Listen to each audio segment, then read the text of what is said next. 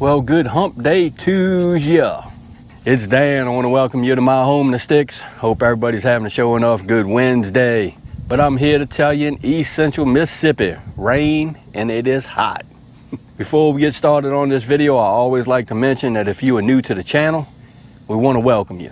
And if you returning just to see what old Dan Scholar got going on over her, I sure enough thank you for coming back. But what I want to share with you and y'all today is, have you ever thought about building a cheap pallet fencing for small livestock like goats? We went from this to this. Give me a second and I'm finna show you.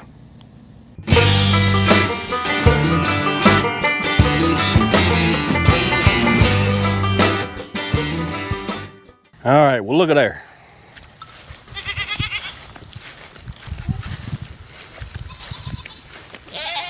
All right, Dan, what you done did? Well, I'm here to tell you, Skylar and I have been talking about doing this. I kind of wanted to wait towards the fall when it starts getting cool. I took some video when we first started building this pallet fence. I'm gonna put it up now. And it's hot outside, so come on.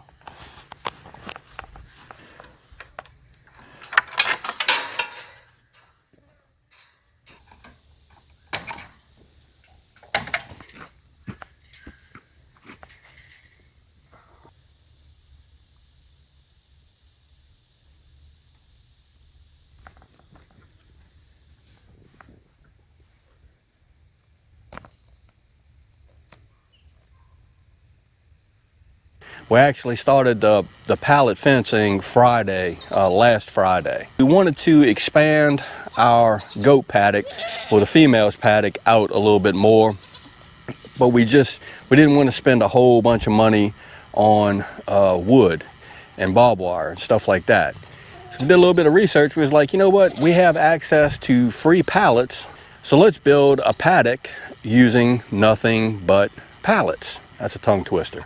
Let me show you what we did. So this area here is 22 by 30.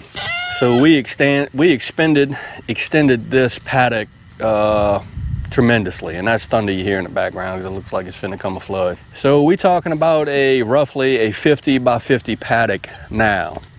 And all it is just pallets that we acquired from a relative of Skylar's. And these pallets are approximately 44 inches long and 44 inches tall. And Skylar worked hard doing it. And don't let her lie to you. So what we did was we used T-post to actually brace these pallets up, and we have a T-post in every pallet. And I want to say this was 25 pallets to make this 22 by 25 area, if I'm not mistaken. What I'm gonna do probably in the next couple of days, if it doesn't rain, is I'm gonna get a sledgehammer and I'm gonna pound these T-posts level with the pallets so you can't really see them.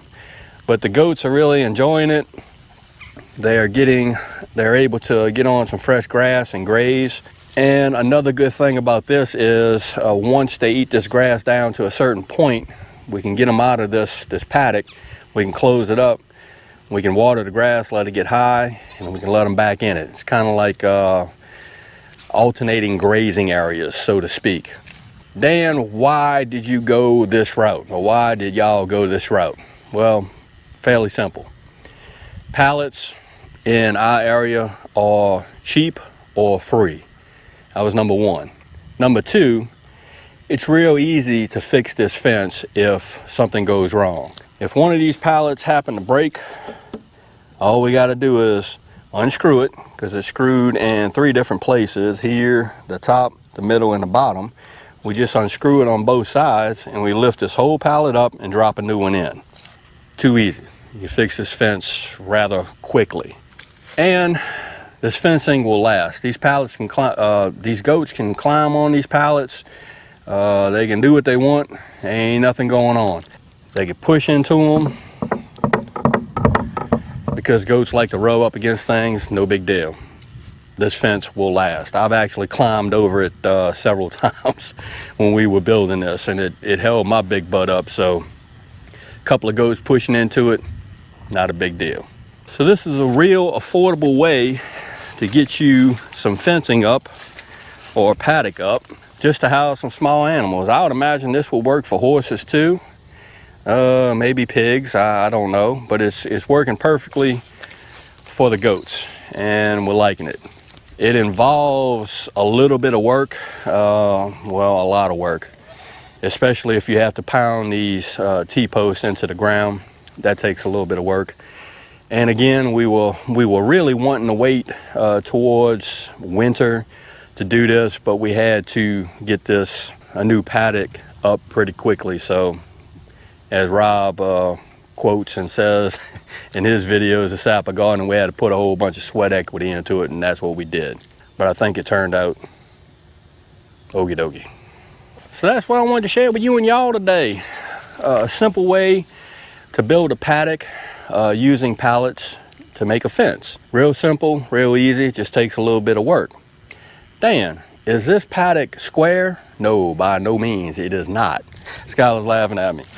We got some boys that are down and some that are up, and we got some over there that do the step looking thing. I think that's pretty cool. Wish we could have done it on this side. It's not because we're not level. Yeah, it's not because we're not level. Well, I'm not level, Skylar may be.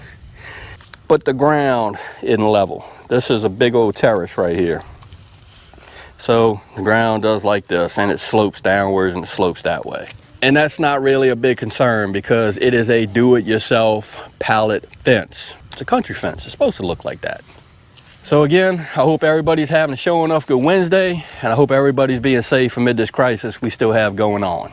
If you like this video, go on and give it a thumbs up. They help. If you haven't subscribed to the Home to Sticks channel, Lord of mercy, y'all need to come on over here, give old Dan and Skylar a look, because we always doing stuff like building pallet fences.